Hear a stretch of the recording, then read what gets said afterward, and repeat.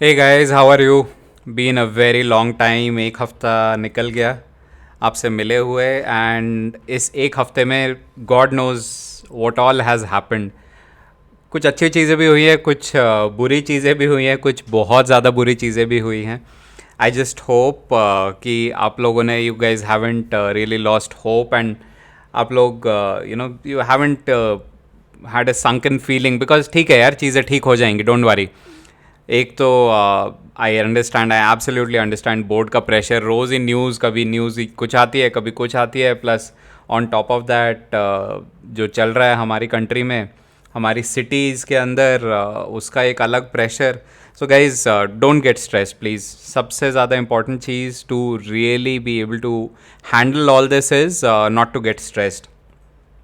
Please अपनी safety, security, अपने health का ध्यान रखो, और अपनी रिविज़न, थोड़ी थोड़ी रिविज़न करते रहो। By now I am absolutely certain यार, 4 मई से एग्ज़ाम स्टार्ट होना था, कितने ही दिन रह गए हैं। सो आई एम एब्सोल्युटली सर्टन कि आप सब लोग अच्छी तरह प्रिपरेशन कर ही चुके होगे। और उनका सोचो ना यार, आपसे पहले जो बैच अभी बस पिछले साल पास आउट होके गया, वो तो और ज़्यादा स्ट्रेस में था। आपका तो कम से कम ये उम्मीद भी थी कि एग्ज़ाम हो जाएगा, उनको तो पता नहीं, समझ ही नहीं आया लाइफ में कि क्या होगा, क्या हुआ और क्या हो गया उनके साथ, कैसे दिन बीत गए। So don't get stress, don't get too worked up. Revision हल्की हल्की हर चीज़ की करते रहो, और एंट्रेंस की प्रिपरेशन भी अब स्टार्ट कर दो, बिकॉज यू नेवर नो यार, जिस दिन सिचुएशन ठीक हो, सारी चीज़ें एक साथ आ जाएंगी। So why get too stressed और take too much trouble then.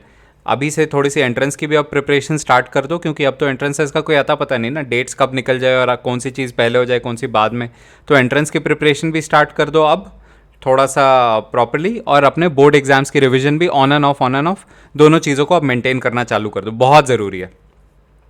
और last 1 week, not just for India but for the entire world, कुछ ऐसा स्पेशल नहीं गया।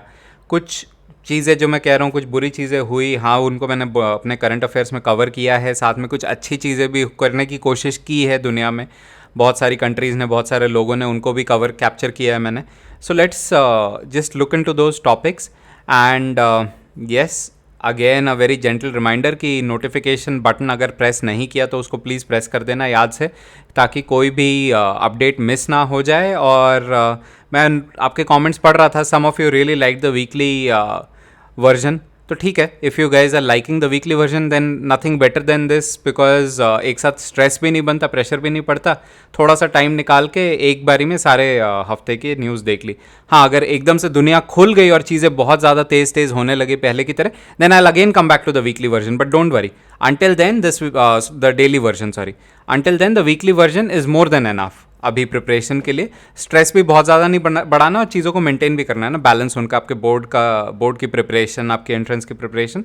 ठीक, तो अभी वीकली चलते हैं। चलो अब स्टार्ट करते हैं कि पिछले एक हफ्ते में, starting from 8th of April till 16th of April, that was yesterday, क्या क्या हुआ था। Okay, so first and foremost सबसे बड़ी न्यूज़, और मैं इसको टच करे बिना रह नहीं पाया यार, because this is something which is really close to all of you. All of you are into this very particular news, right? All of you are participants to what is happening in this particular news. तो 10th के तो board exam cancel हो गए, आप सबको पता है। आप में से बहुत सारे लोगों के, बहुतों के भाई बहनों ने, छोटे ब्रदर सिस्टर्स ने देना होगा 10th का बोर्ड एग्ज़ाम। उनका they now get promoted to next year. कुछ कुछ तो मैं सुन रहा था कि सीधा सीधा प्रमोट नहीं होंगे, कुछ उसमें भी एग्ज़ाम्स का कॉन्सेप्ट है, स्कोरिंग का, उसके बेसिस पे होंगे promote. So that is how it will work for 10th and 12th का। तो यार मैं क्या बताऊँ, मेरे से ज़्यादा बेटर तो आप सब लोग जानते हो। बट इसमें भी एक जीके का पोर्शन मेरे को मिल गया, which I really wanted to share with all of you. और वो जीके का पोर्शन क्या था, I wanted to look at the name of the education minister, right? It is the name of the education minister, which is why I have kept this particular article here. So the name of our education minister is Ramesh Pokhriyal. ठीक, तो मेरे को बस आपको उनका नाम याद कराना था कि ये डिसीजन किसने अनाउंस किया कि बोर्ड एग्ज़ाम चलो पोस्टपोन करते हैं, और अब हम आगे 1 जून को डिसाइड करेंगे क्या करना है। So that is important, and which is why this particular article is here along with the part of G K involve, हमेशा की तरह। कूल, चलो नेक्स्ट आर्टिकल पे चलते हैं कि नेक्स्ट क्या हुआ इन द लास्ट 1 वीक। तो एक बहुत बड़ी चीज़ हुई थी। और यार ये तो मैं बिल्कुल नहीं मान सकता कि आप बिल्कुल ही न्यूज़ से अछूते हो, किसी ने टीवी ऑन करके भी नहीं देखा या न्यूज़पेपर पे नज़र भी नहीं पड़ी। आप में से बहुतों के घरों में अभी भी पेपर नहीं आ रहा, बट मैंने ये रेकमेंड किया था कि ऑनलाइन पेपर्स खोल के ज़रूर पढ़ लेना। तो मोबाइल जो छेड़ने की आदत होती है वो भी पूरी हो जाती है, और साथ में कुछ अच्छी नॉलेज भी मिल जाती है। और I am sure in shorts आप में से जितने लोगों ने इन शॉर्ट्स अपने फ़ोन में इंस्टॉल किया हुआ है तो वो तो अपडेट आते ही रहते होंगे। प्लीज़ नहीं किया तो कर लो यार, फ्री का ऐप है, काफ़ी अच्छे डेली अपडेट्स आते रहते हैं। So what happened in the last couple of days was Chhattisgarh, in the at the edges of Chhattisgarh state, हमारे पैराट्रूपर्स, हमारे मिलिट्री गई थी to on a tip off to capture a very dreaded Maoist leader. तो Maoist leader को पकड़ने गई, काफ़ी सारे ट्रूप्स गए थे, एंड वहाँ पे उन्हें एम्बुश किया गया from 3 sides. 22 security personal from various battalions, they got मार्टियर्ड। काफ़ी इंजरीज भी हुई और उनमें से एक को ज़िंदा कैप्चर भी कर लिया। तो ये सिचुएशन हुई थी, और ये massacre, this massacre of our security forces and they are security forces getting martyred in such large numbers, ये काफ़ी दिनों बाद हुआ। इससे पहले दांतेवाड़ा में हुआ था ऐसा सेम माओइस्ट अटैक जिसमें काफ़ी हमारे सिक्योरिटी फोर्सेस मारे गए थे। सो in all this, the good thing that happened was that the jawan who was captured alive, उनको माओइस्ट ने रिलीज़ कर दिया। So after 3 days of being captured, Maoist ने बोला कि हाँ वो हमारे he is in are custody, हमने उन्हें मतलब ही इज़ आर प्रिजनर और हम उन्हें छोड़ देंगे। तो इसके against I was reading the news कि हाँ गवर्नमेंट ने भी किसी को रिलीज़ किया है, पर वो न्यूज़ इतनी ज़्यादा पॉपुलराइज नहीं हुई। गवर्नमेंट बस एक छोटा सा वन लाइनर था कि हमने किसी सिविलियन को रिलीज़ किया है इन एक्सचेंज। किसको रिलीज़ किया, क्या किया, उसके बाद वो न्यूज़ ज़्यादा आई नहीं। So it's for all of us to contemplate कि क्या नेगोशिएशन हुई between the government and the Maoist. But the captured soldier Rakeshwar Singh Manhas, who is from Jammu and Kashmir originally, उनको काफ़ी अपील की थी उनकी फैमिली ने भी, मीडिया में और हर जगह। तो an exchange group was brought in to the jungle, और माओइस्ट ने उन्हें एक्सचेंज ग्रुप को हैंड ओवर कर दिया, जो कि उन्हें सिटी में वापस लेके आए। सो this was a news. Why I specifically brought this news was, apart from the good news of our Jawan being released, I just wanted to touch upon the concept of Maoists and where the Maoist attack has happened in the state of Chhattisgarh, right? And the variety of forces which are working to capture, to help eradicate the issue of Maoism from India. So that is our Central Reserve Police Force. Then we have STF, that is Special Task Force, right? So all these various battalions are working against it. अभी तक Indian armed forces को, that is Indian Air Force, Indian Army and Navy, they are not allowed to take part in counter-insurgency operations. So that is the Maoist related issue, because government कहती है कि if our armed forces, these are our police forces, right? So police is Central Reserve Police Force. So police is required to handle the Maoist situation. Army interfere नहीं कर सकती उसमें, Air Force interfere नहीं कर सकती, otherwise it is deemed as waging a war against your own nation. तो इसलिए सिर्फ पुलिस फोर्स और हमारे जो रिजर्व बटालियंस होती है वही माओइस्ट इशू को हैंडल करती हैं अभी तक। ओके चलिए, third news what has happened in this short while is that, आपने न्यूज़ में देखा ही होगा, husband of queen Elizabeth, prince Philip, he passed away recently. So he was 99 years old, and 2 ही महीने रह गए थे for him to celebrate his 100th birthday, और नहीं हो पाया। He passed away at the age of 99। और in this entire period, this is also to be realized that Prince Philip has been the longest serving consort for any king or queen in power in UK. कैसे? more than 70 odd years he was married to Queen, he was in relationship with Queen Elizabeth, and उसके साथ he he would have also become the oldest the person to have reached the oldest age as a consort. इससे पहले कोई 100 साल तक की as पे पहुंच के nobody remained married to a king or a queen, to the king or queen of Britain, and attained the age of 100. सो ये सारी चीज़ें हुई. एक सवाल ये आता है कि why is he called prince Philip not king Philip. Okay, so the G K here is that only अगर कोई उस रॉयल फैमिली से आता है, so you are born in that royal family. आप बाहर से you are not married and you have not joined the family from outside, आप तभी किंग और क्वीन बन सकते हो. So queen Elizabeth, she is called the queen because she was born in the royal family. But prince Philip वो originally British royal family के member नहीं थे. He married and then got became a member of the royal family. So hence अगर आप royal family के part हो, only then the title of king और queen is bestowed upon you. अगर आप you are marrying in to the family and coming from outside, then you are only given the title of prince or princess, right? So guys, this is it. And also where he used to stay and where the queen stays and where he passed away is the Windsor Castle. So that is also I have something I have written in this article. And एक और चीज़ इसमें काफ़ी news वर्दी है कि he was a very big fan of land rover. And I'm picking this up just to remind you that Land Rover is owned by Tata, which is an Indian company, and Tata has also condoled his death. And as a result, he himself designed a Land Rover vehicle once upon a time in his early days. तो वो भी that same vehicle will carried his last remains, mortal remains. और वो ceremony आज ही थी on 17th. So today I'm recording it on 17th of April. So it happened today. It was there live on TV also. So yeah, that is what happened. One more sad news apart from the exam getting cancelled and a Maoist attack, and the third sad thing that happened this week. Cool. चलो आगे चलते हैं. So this one is about the vaccine. Now this is a good thing. काफ़ी दिनों से vaccine की shortage की news आ रही थी कॉन्स्टेंटली कि हमारे जो वैक्सीन मैन्युफैक्चरर्स हैं, Serum Institute and Bharat Biotech, they are trying to manufacture vaccines full time. Plus India के ऊपर एक्सपोर्ट का भी प्रेशर है बिकॉज इंडिया पहले ही काफ़ी कमिट कर चुकी है दूसरी कंट्रीज़ को कि हम वैक्सीन एक्सपोर्ट करेंगे.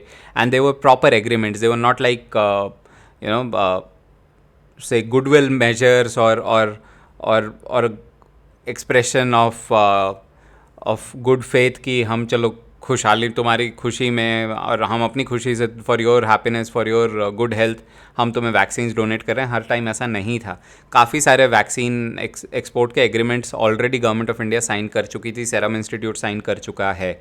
सो उन कंट्रीज़ से भी प्रेशर आ रहा था और जिन कंपनीज़ को इंपोर्ट करना था वो भी कह रहे थे कि हम स्यू कर देंगे बिकॉज आप एक्सपोर्ट नहीं कर रहे हो, you are going back on your commitments. So और प्लस साइमल्टेनियसली काफ़ी सारी प्राइवेट एंटिटीज़, गवर्नमेंट्स इंडिया को प्रेशराइज कर रही थी कि यार इंडिया गवर्नमेंट को कि आप दूसरी कंट्रीज़ के भी वैक्सीन इंडिया में इंपोर्ट अलाउ करो. जो पैसे दे के लगा सकता है उसको लगाने दो ना, क्या दिक्कत है. और साथ में अभी भी आज भी मैं न्यूज़ में देख रहा था काफ़ी सारे states, for example the chief minister of Odisha, he has also said कि आप ओपन मार्केट में वैक्सीन्स को आने दीजिए, जो पे कर सकता है पे करके लगाना चाहता है उनको लगाने दीजिए, लेट्स नॉट रेस्ट्रिक्ट. तो इससे ज़्यादा लोग वैक्सीनेट होने लगेंगे at the same time. So government took the decision and finally पहला international vaccine has been allowed for use in India, approved for use in India, and that is Sputnik V और Sputnik 5. So Sputnik V has been approved for rollout in India, and this is the Russian COVID vaccine, right? तो अलग अलग countries ने अलग अलग vaccine बनाई है. तो जो स्पुतनिक भी है this is the Russian vaccine, और वो मैंने बोल्ड भी कर दिया है इस पर्टिकुलर आर्टिकल में आप सबके लिए. Okay, and rest of the details if you want to read about this article obviously they are there, you can pause the video and you can read it. चलिए let's move on. Now this is partly a good news because अगर कोई India में crime करता है और भाग जाता है तो गवर्नमेंट को ऑब्वियसली उसको पकड़ना चाहिए, उसको इंडिया में पनिश करना चाहिए, उसके अगेंस्ट इंडिया में केस चलना चाहिए, and government should try and recover as much as possible. और नीरव मोदी केस तो आई एम श्योर आप सबने पढ़ा होगा. बिकॉज पढ़ा होगा, न्यूज़ में देखा होगा, इस साल जब आप 12th में आए हो इससे पहले का केस था ये. काफ़ी टाइम हो गया इस केस को चलते हुए. So what happened was Nirav Modi was a diamond merchant in India, based out of Mumbai. He took a lot of loans from Punjab National Bank to the tune of $2 billion. Right, it's highlighted there in the news. So $2 billion he took as loans, and then he became a fugitive. He ran away from the country, didn't repay the money. और वो पैसा गया किसका? पैसा हम जैसे लोगों का गया होगा ना, बिकॉज हमने ही इन्वेस्ट किया होगा पंजाब नेशनल बैंक में, अपनी सेविंग्स डाली होंगी, और वो बैंक को लॉस होता है तो बैंक रिकवरी कहाँ से करता है? हमसे हमारे रेट ऑफ इंटरेस्ट कम आते हैं, बिकॉज बैंक कहता है इतना तो लॉस हो गया तो मैं पैसे कैसे दूँ अपने अकाउंट होल्डर्स को. So it's very important that such people get punished for their wrongdoings. So government of India has won the extradition case against him, where the UK Home Secretary has signed the extradition order कि हाँ आप नीरव मोदी को India ले जा सकते हैं. He had appealed against it, but अभी भी he has one more appeal left. He can still appeal to appeal in the next 14 days against this judgment of extradition. So government of India is saying कि we are trying our best, इसमें time लगेगा but we are very hopeful कि ये successfully हम extradite कर लाएंगे नीरव मोदी को into India. So this is the article, and I just wanted to put in the bank that is associated and the amount, so that all both of that is in bold and you can see that on the screen. चलो आगे, अब आगे और controversial we can call it. What is the controversy here? So the controversy is that the northeastern state of Nagaland, हम सबको पता है. इससे पहले कहीं आगे चले मैं आपको नागालैंड की कैपिटल याद दिला देता हूँ. नागालैंड की कैपिटल है Kohima. Okay, just put it in your head, very important. So state Capitals उसका हमारे इंडिया का पार्ट भी है, इंडिया वाले वीडियो का, तो प्लीज़ वो भी याद दिला रहा हूँ कि वो वीडियो भी देख लेना. उसमें पूरे इंडिया के बारे में काफ़ी सारी चीज़ें मैंने डिस्कस की हैं जो कि एंट्रेंस में आ सकती है. चलो back to this particular topic. So Nagaland, NRC हमें पता है, नेशनल रजिस्टर ऑफ सिटीजनशिप, और यही चीज़ असम में भी, असम से स्टार्ट हुई थी, जहाँ पे असम ने एक सिटीज़न की लिस्ट बनानी चालू की कि ये इंडियन सिटीज़न हैं और ये इंडियन सिटीज़न नहीं है, क्योंकि काफ़ी सारे लोग बाहर से इलीगली आके इंडिया में रह रहे हैं. So let's make a list of people जो कि इंडियन है, और जो इंडियन नहीं है हम उन्हें इंडिया छोड़ने को बोलेंगे. अब नागालैंड ने भी ये चालू कर दिया है, और नागालैंड ने उसको नाम दिया है register of indigenous inhabitants of Nagaland. And इनका पर्पस क्या है? इनका purpose is not specifically calling somebody Indian और non Indian, but they want to go a step further and say कि आप नागा हो कि नहीं हो, that you are a native person of Nagaland और नो. रीज़न भी उसका है. उसका रीज़न क्या है? That Nagaland is largely a tribal society, right. They have a lot of indigenous tribes in Nagaland. अब वो अगर आउटसाइडर्स वहाँ आके रहने लगे और मिक्सअप होने लगे बहुत ज़्यादा, and the place gets filled with outsiders, then जो ओरिजिनलिटी है नागालैंड की and the original people who lived there for all these centuries, that would be lost, and they want to keep that safe, keep their originality safe in that region, which is why they are saying that they want to bring in this RIIN, or RIN in short. Okay, so इसका draft बन गया है, अब ये जाएगा it will be presented in the houses, it will be presented to the government. So once it is tabled, it's for us to see कि क्या उसका आउटकम रहता है. Also one very important thing that came out as part of this particular news article when I was reviewing this was Nagaland एक state कब बना था. So Nagaland became a sovereign state of India on 1st of December 1963, and that is something which is there very much written there for you, right? So it's there in the article, just make a note of it. चलो आगे चलते हैं. Right, so one more sad part but a good thing associated with it. Now we have to see कि क्या होता है. So Myanmar, all of you know there's a civil war going on, military junta, आप जैसे JUNTA पढ़ रहे हो, that's not pronounced as janta, that's the military junta. So the military junta in Myanmar removed the democratically elected government and took control of the parliament and all the entire country. अभी तक 700 से ज़्यादा लोग मर चुके हैं while trying to fight the armed forces, the military, the army of the government. मतलब blatantly army is shooting people. बहुत ही बुरी हालत है. पिछले वीडियोज़ में मैंने ये भी बताया था कि कैसे रेफ्यूजीज़ वहाँ से इंडिया भाग भाग के आए हैं.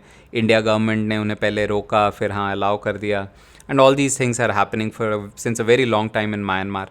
Now what has happened there is जो लोग मिलिट्री हुंता के अगेंस्ट हैं, people who are opposing the military rule in Myanmar, they have collectively formed something called the unity government. और इसमें रेबल्स आके भी जुड़ गए हैं, और people who are opposing the military rule, they are into it. They have even announced that Aung San Suu Kyi, who was the elected leader before the military took over, she has been named the state councillor even though she is under arrest by the military.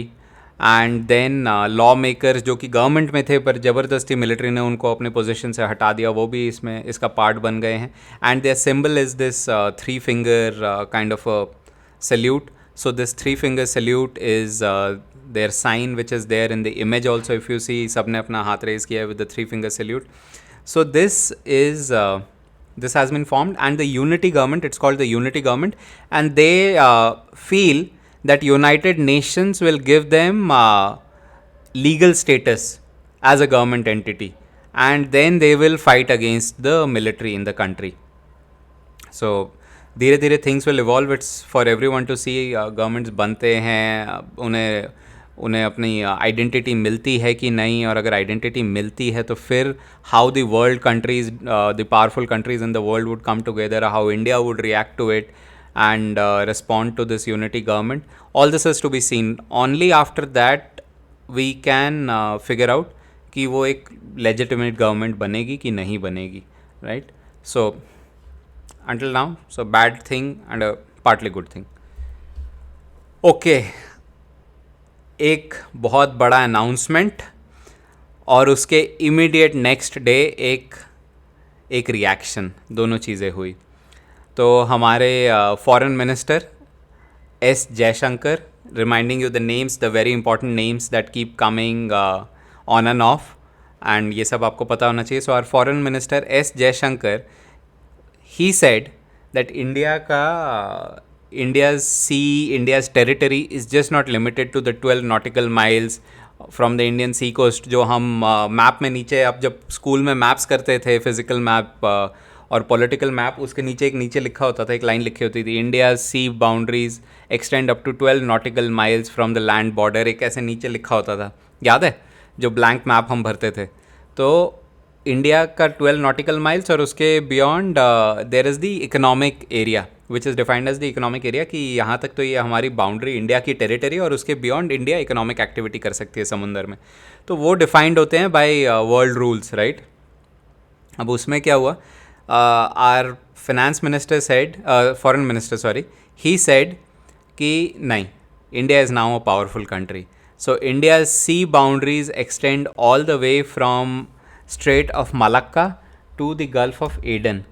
So to show you what this is, यहाँ पे है Strait of Malacca इस जगह पे, और यहाँ पे है Gulf of Aden.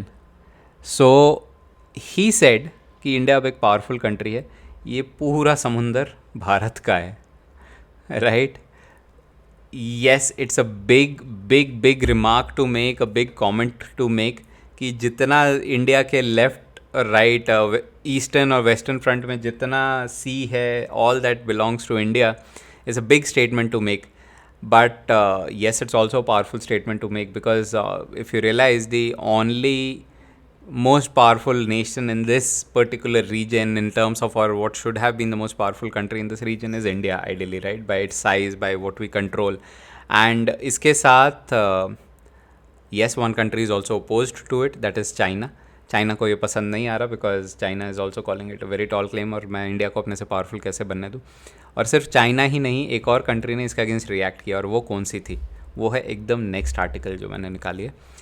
So what happened was, a US navy ship, USS John Paul Jones, they entered the Indian waters near Lakshadweep. So Lakshadweep is a small group of islands, a group of atolls on the western sea front of India, and a US Navy ship under under the ruling of something called FONOP, FONOP.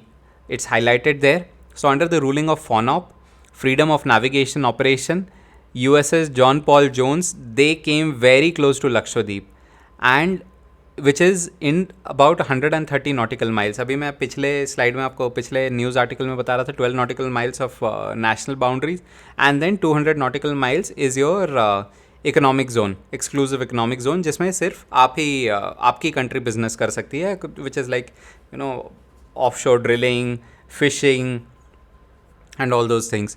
अब उसमें US naval ship घुसा है और US naval ship ने बोला कि नहीं, ये तो फ्री टेरिटरी है, यहाँ तो कोई भी घुस सकती है. और इंडिया ने इसका काफ़ी स्ट्रांगली इस पर रिएक्ट किया और US took a little bit of step back saying हाँ ठीक है, मतलब इट वाजंट इंटेंशनल, वो कर रहे थे वहाँ पे एक्सरसाइज हम, इसलिए वहाँ पे क्लोज आ गए. With our intention is not to enter your territory and all, but yes it also goes on to show कि यूएस को ये जो मैसेज था हमारे फॉरेन मिनिस्टर का वो ज़्यादा पसंद आया नहीं. So they immediately reacted with did a small kind of a reaction. So the previous article and this particular article, they happened back to back in 2 days and they are related. ठीक, चलो next पे चलते हैं. और next भी कुछ अजीबोगरीबी news हुई है पिछले एक हफ्ते में. सुएज़ कैनाल में एवर गिवन फंस गया था शिप, सबको पता है, काफ़ी दिनों से फंसा हुआ था, वो सबको पता है. उसके साथ एक और आर्टिकल मैंने अपने पिछले वीडियो में डाला था, where the first female captain of a ship in Egypt, she was brought in via fake news unnecessarily. उनको इंक्लूड कर दिया, बट उनका नाम आपको बताना ज़रूरी था, इसलिए मैंने वो आर्टिकल भी डाला था. Now what has happened is Egypt government ने बोला है कि ना जी, हम इस शिप को तो जाने नहीं देंगे.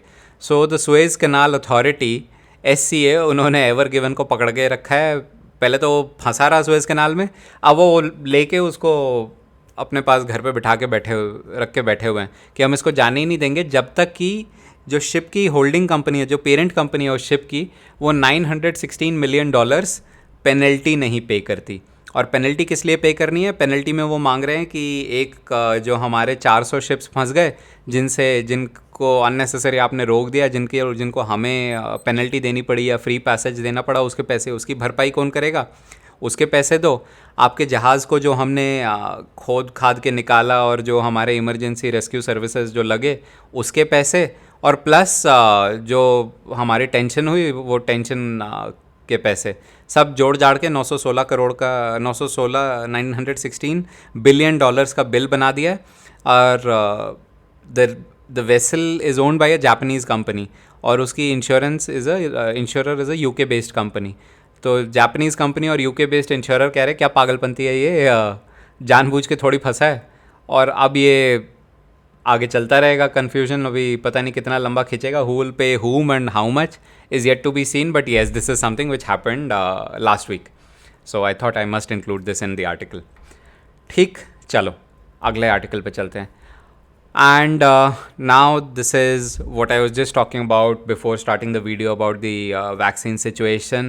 तो एक वैक्सीन को तो इंडिया में अलाउ किया था स्टार्ट ऑफ द वीक. सबसे पहले स्पुतनिक वी को अलाउ किया गवर्नमेंट ऑफ इंडिया ने. फिर अब धीरे धीरे इंडिया ने एक और चीज़ बोली है कि आप दूसरी वैक्सीन्स अगर इंडिया में आना चाहती है तो आ सकती है, एंड उन्हें लोकल रिसर्च या लोकल स्टडीज़ पे नहीं जाना पड़ेगा. जो स्टडी का पूरा टाइम फ्रेम होता है कि क्लिनिकल ट्रायल्स होंगे, then there will be months of control trials, stages of trials, उसके बाद वैक्सीन को अप्रूवल के लिए वो अप्लाई करेंगे, फिर अप्रूवल मिलेगा. तो इंडिया ने बोला है कि अगर कोई फॉरेन वैक्सीन इंडिया में आना चाहती है, कोई कंपनी लाना चाहती है, तो उन्हें वो पूरा प्रोसेस फॉलो नहीं करना पड़ेगा. हम मान लेंगे कि आपका वैक्सीन सेफ़ है and we will allow it to be administered to the Indian population. And with this 3 companies are seeing benefit. Pfizer, जिसको कि बहुत ज़्यादा कोल्ड टेम्परेचर चाहिए स्टोरेज के लिए, -70 up to -70 degrees they need to be kept at. पता नहीं कितना सक्सेसफुल हो पाएगा this particular vaccine. Apart from this there is Moderna and there is Johnson and Johnson Janssen, जिसके बारे में मैंने एक पुराने वीडियो में बताया भी था, पर्टिकुलरली जब इसका अप्रूवल मिला था कुछ महीने पहले नहीं, लास्ट मंथ ही मिला था.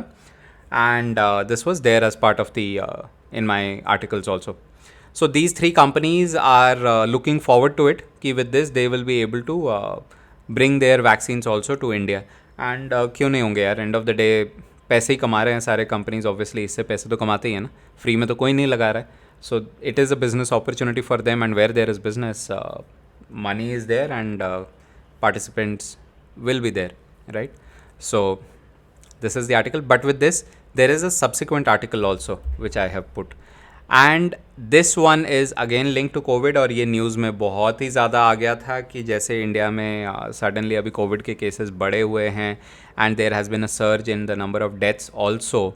सो साथ में तीन चीज़ों की शॉर्टेज हो गई है, मोस्टली हॉस्पिटल बेड्स की, आईसीयू में ऑक्सीजन की, और थर्ड जो मेजर चीज़ की शॉर्टेज हो गई है वो है रेमडेसिविर की. तो गवर्नमेंट ने बोला है कि वो पहले तो सबसे पहला काम गवर्नमेंट ने किया कि रेमडेसिविर का एक्सपोर्ट बंद कर दिया, क्योंकि गवर्नमेंट एंटिसिपेटेड समवेयर की शॉर्टेज होने वाली है. जिस तरह काउंट ऊपर जा रहा है केसेस का, और रेमडेसिविर की सप्लाई गवर्नमेंट को पता होगी कितनी है, तो गवर्नमेंट ने तुरंत उस पर एक्सपोर्ट पे बैन लगा दिया. And that is this particular article that I have put here, that government banned the export of remdesivir. But with this, government is now saying, I was watching the news today, that government is saying that the supply would be reinstated, बहुत जल्दी ठीक हो जाएगी. Let's see, the news has come. How long does it take for the situation to normalize? पहले भी normalize हो चुका है, right? पहले भी government इसको normalize कर चुकी है in the last wave. So let's wait and watch. But guys, the point of business awareness that I really wanted to pull out in this particular article is remdesivir किसका drug है. So it belongs to a company called Gilead Sciences, right? So if you see, it's in bold in the particular article. It's a company called Gilead Sciences, which sort of gives the licenses to manufacture remdesivir to other companies. Okay, so we move on. A lot of sad things have happened and people are trying to make them come good with time. और इसके साथ कुछ important days भी गए हाल फिलहाल. सो 10th of April को गया world homeopathy day. Homeopathy medicine हम सबको पता है, it's an alternative treatment to allopathy, right? And it is a world renowned form of treatment also. ऐसा नहीं है कि allopathy is the only form of treatment. Homeopathy is also recognised form of treatment. And it is so the celebration of 10th of April as World Homeopathy Day is also the is a form to pay tribute to the founder of homeopathy, who is Dr. Hahnemann. तो अगर आप में से किसी ने भी homeopathic medicine consume की है, you will come across a brand of medicines, homeopathic medicines, called Dr. Hahnemann, and he has written a lot of books on homeopathy and homeopathic treatment, and has contributed heavily to homeopathy. He was a German homeopath. So yes, somewhere our roots of homeopathy are German, and everything German we know is exceptionally good. That's how we know German things.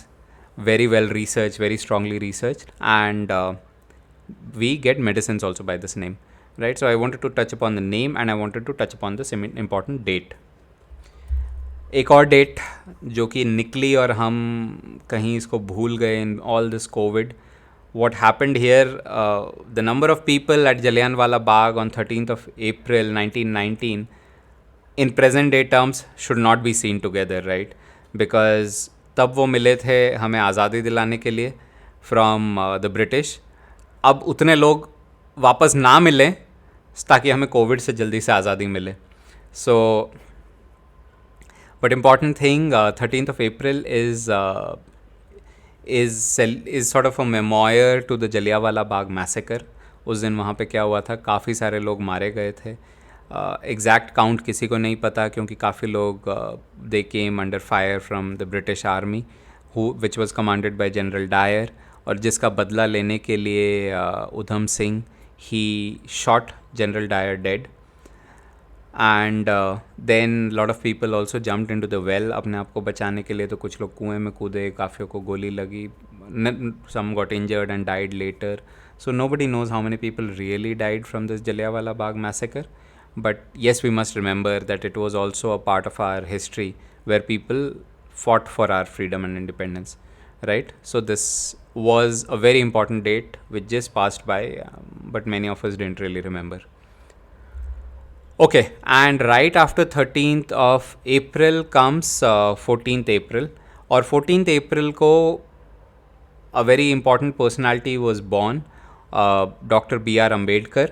It is also celebrated as Ambedkar Jayanti. अगर normally दिन normal दिन होते तो हमारे schools में छुट्टी होती है अम्बेडकर जयंती के दिन.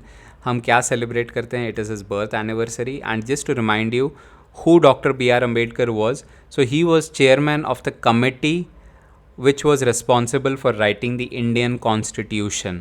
गाइस, तो इसके बारे में मैंने इंडियन पॉलिटी का जो वीडियो है काफ़ी डिटेल में बताया इंडियन कॉन्स्टिट्यूशन के बारे में. और 26 जनवरी को तो हम रिपब्लिक डे सेलिब्रेट करते ही हैं, which is the enforcement of the constitution in India.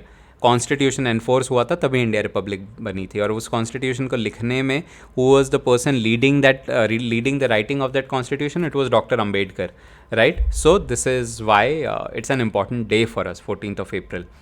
Cool, चलो. और इसके अलावा some global news that happened, some good global news. तो Joe Biden, the current president of US, he has announced that by 11th of September all American forces, all American troops in Afghanistan would be pulled out. ये पहले ख़त्म होना था 1st of May को, which Donald Trump had announced, but काफ़ी चीज़ें आगे पीछे चलती जा रही थी. Afghanistan, all of you know the situation over there. It is a constant war. It is in a state of civil war still, where Talibani militia is fighting the government forces, and they are also fighting against the NATO troops, the American troops stationed in Afghanistan. इसके साथ सिर्फ इतना ही नहीं है कि US troops, 3,500 odd US troops plus 7,000 NATO troops, they have indicated कि हम अब बस बहुत हुआ और नहीं लड़ सकते. Actually this is one of the longest battles ever been fought from a country which जो बाहर से आई और एक दूसरी कंट्री में लड़ रही थी. काफ़ी लंबा बैटल था ये. एंड इसके साथ यूएस आर्मी ने यूएस गवर्नमेंट ने इंडिया को बोला है कि you start playing a more critical role. क्यों? ये कुछ अच्छा भी है, कुछ अजीब सा भी है, बिकॉज एक हम जा रहे हैं तो अब आप देखो, आप संभालो, कैसे संभाल सकते हो. बट इंडिया भी काफ़ी टाइम से कह रहे थे कि please let us play a part in Afghanistan redevelopment, क्योंकि ऑलरेडी हम उसमें काफ़ी तरह अफगानिस्तान की रीबिल्डिंग में, उस कंट्री को दोबारा से बनाने में ऑलरेडी काफ़ी डीपली इन्वॉल्व हैं. तो we should have a very strong say कि अफगानिस्तान में क्या हो रहा है और क्या नहीं हो रहा. जो कि बात सही भी है, बिकॉज काफ़ी इंडियन कंपनीज अफगानिस्तान में काम कर रही हैं. इंडिया के काफ़ी इंडियंस अफगानिस्तान में सेटल्ड हैं, and they are playing a very important role in developing their factories, their schools, their building, their healthcare. So a lot of Indians are currently stationed in Afghanistan. So why not? Why doesn't India have a strong say कि वहाँ पे क्या हो रहा है? So दोनों ही चीज़ें हो रही है. Yes, एक कंट्री से आउटसाइडर फोर्सेस भी जा रही हैं, plus India will also get a stronger से कि वहाँ पे उस कंट्री में एग्जैक्टली क्या होना चाहिए और क्या नहीं होना चाहिए. Okay, more foreign news that happened in the last week. तो टोक्यो ओलंपिक्स हम सबको पता है अनाउंस्ड हैं. 2020 लास्ट ईयर होने थे, कोविड के कारण नहीं हुए. डेट्स 2021 में पुश हो गए. 2021 में डेट्स पहले फाइनल नहीं थे, फिर उसका डेट फाइनल हुआ कि 23 जुलाई से 8 अगस्त तक होगा. तब तक दुनिया से कोविड ख़त्म हो जाएगा. बट ख़त्म होने की जगह कोविड ऐसे नीचे नीचे नीचे आया ही था, नीचे गया नहीं, फिर वापस एकदम छलांग मार के ऊपर चला गया कोविड. तो ये जो कोविड का सर्ज हुआ, the sudden spike all over the world, call it phase 2, 3, 4 whatever, but rising cases. And with this, 2 senior government officials in Japan said लगता नहीं ओलंपिक हो पाएगा, कैंसिल करना पड़ेगा. इससे पहले ओलंपिक्स कैंसिल हुए थे सिर्फ सेकेंड वर्ल्ड वॉर के टाइम पे. एक बार फर्स्ट वर्ल्ड वॉर के टाइम पे, एक बार सेकेंड वर्ल्ड वॉर के टाइम पे. सिर्फ 2 ही इंस्टेंसेस हैं आज तक की हिस्ट्री में जब ओलंपिक कैंसिल हुए हैं. And then as a result of this, Japanese prime minister Yoshihide Suga, he had to come out and publicly say कि ऐसा अभी तक हमने कोई डिसीजन लिया नहीं है. we very strongly believe कि we will be able to host the Olympics, but we'll see how the pandemic evolves. तो अभी तक जापान ने ये ऑफिशियली अनाउंस नहीं कर दिया कि Olympic cancel. So they want to keep the hopes alive. काफ़ी खर्चा हुआ है and this also is going to be one of the most expensive Olympics. सिर्फ इसलिए नहीं कि फैसिलिटीज़ बनाने में काफ़ी पैसे लगे या सिटी को रीडेवलप करने में काफ़ी पैसे लगे, इसके साथ कोविड मैनेजमेंट को लेके भी काफ़ी खर्चा होगा, which will make this particular Olympic 2020 the most expensive Olympics. So let's see how things pan out. It's again a wait and watch. पिछले हफ्ते की न्यूज़ है, so I thought I must put it in front of you. आगे जाके अगले 1-2 हफ्ते में क्या न्यूज़ आएगी, हु नोज़. सो आपको अभी से पता रहना चाहिए. Plus the important part, who is the prime minister of Japan, which is a part of general knowledge. So the name is there, prime minister Yoshihide Suga, right. So do remember this name as well. चलो आगे चलते हैं. अभी थोड़ी देर पहले हमने एक article की बात की कि हमारे फॉरेन मिनिस्टर ने बोला कि यार Indian boundaries extend from strait of Malacca to gulf of Aden, बोल तो दिया. और इसके साथ हो गया चाइना नाराज़. तो मैंने उस टाइम बोला था कि चाइना, जब हम डिस्कस कर रहे थे तभी मैंने बताया कि चाइना शांति से तो बैठने वाला है नहीं. तो चाइना कह रहा है कि इंडिया आप क्यों ऐसी चीज़ें कर रहे हो. हम गलवान वैली में और हमारे जो लद्दाख में जो इश्यूज़ हैं हम उन्हें सॉल्व करने की कोशिश कर रहे हैं, वो सॉल्व हो नहीं रहे हैं. तो आप क्यों और ऐसी चीज़ें बोल रहे हो. और ये रिएक्शन चाइना का सिर्फ इसलिए नहीं आ रहा कि इंडिया ने ये स्टेटमेंट दिया है. ये तो अभी खाली एक स्टेटमेंट है. इंडिया ने कुछ ऐसा कॉन्क्रीट स्टेप तो करके दिखाया नहीं है कि जिससे चाइना सडनली भड़क जाए. But this is also being felt that China is also reacting to India's stronger and stronger involvement in Quad. Quad के बारे में मैंने आपको बताया था, 4 countries which form Quad and India is a strong member of Quad. तो China कह रहा है कि चाइना देखे जा रहा है कि इंडिया कॉन्स्टेंटली क्वाड को लेके काफ़ी सारी चीज़ें कर रहा है. इंडिया मिलिट्री एक्सरसाइजेस कर रहा है, सी एक्सरसाइजेस कर रहा है, दूसरी कंट्रीज से इंटरेक्ट कर रहा है constantly on formulating policies which makes India stronger against China. Manufacturing को चाइना से खींच के इंडिया लेके आ रहा है. कंपनीज़ को काफ़ी सारे सॉप्स दे रहा है कि इंडिया में आके मैन्युफैक्चरिंग करो. मैंने आपको चिप मैन्युफैक्चरिंग के बारे में बताया था एक वीडियो में, कैसे गवर्नमेंट ऑफ इंडिया काफ़ी सारे ग्रांट्स दे रही है and subsidising the manufacturing of chip microchips in India.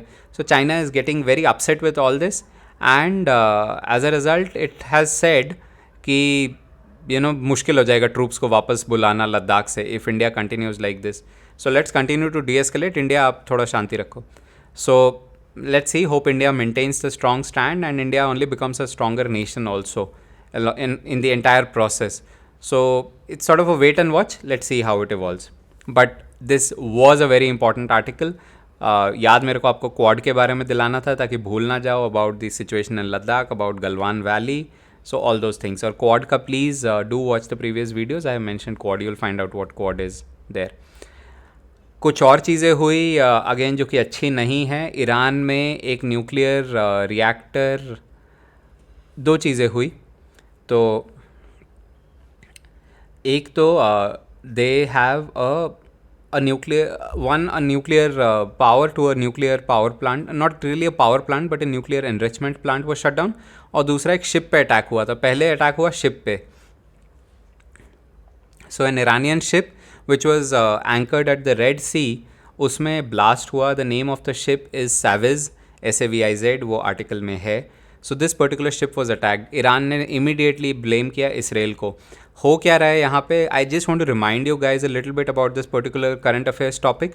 So Iran and US were trying to do a come to a nuclear deal where US said that Iran should give up nuclear weapons altogether, in fact should give up nuclear power, क्योंकि nuclear weapons, nuclear enrichment process Iran already develop कर चुका है. Risk is, Iran कहता है कि नहीं, we will only use it for peaceful purposes, tension मतलब. US कहता है कि नहीं, you can make nuclear weapons also out of it. एंड when both countries are against each other and Israel भी पास में ही है, तो yes, इसराइल भी डरता है. Israel is a US ally and Israel भी डरता है because Israel is also against Iran. So they are saying कि नहीं, ईरान आप अपना न्यूक्लियर प्रोग्राम पूरा ख़त्म करो. इट्स नॉट सस्टेनेबल, दुनिया के लिए सेफ़ नहीं है, हमारी सेफ्टी से सिक्योरिटी के लिए नहीं है ज़्यादा अच्छा. ईरान कहता है नहीं, हम तो कंटिन्यू करेंगे अपना nuclear programme for peaceful purposes, हमें बॉम्ब बनाने में कोई इंटरेस्ट नहीं है. In this US and Iran were discussing and then those discussion stalled और रुक गया वो 2015 के आसपास. But then Iran, after that Iran again started the nuclear programme.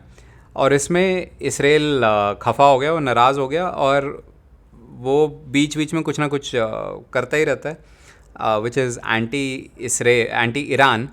And then this blast on the ship Saviz happened and Iran ने तुरंत Israel को blame किया फॉर दैट ब्लास्ट. पहले कुछ भी नहीं रिएक्शन आया, but article in the New York Times has been published where in Israel has said that the article says that Israel informed US कि शिप पे उसने अटैक किया है. So this is something which happened. This is a big news because these such news of larger political nature have a big impact on a lot of things worldwide, right? It has an indirect repercussion on India also. और ये सिर्फ हुआ ही हुआ था इसी हफ्ते कि एक और मेजर सिचुएशन हो गई जिसमें कि the nuclear facility I was talking about, which is where nuclear enrichment happens, that the power supply to that particular enrichment center was completely cut off. So this is in a place called this particular facility is called Natanz in Iran. और उसका power supply पूरी तरह बंद हो गया. It's being claimed as a case of cyber terrorism, and Iran is saying we are researching कि ये कैसे हुआ है. ये पहली बारी नहीं है.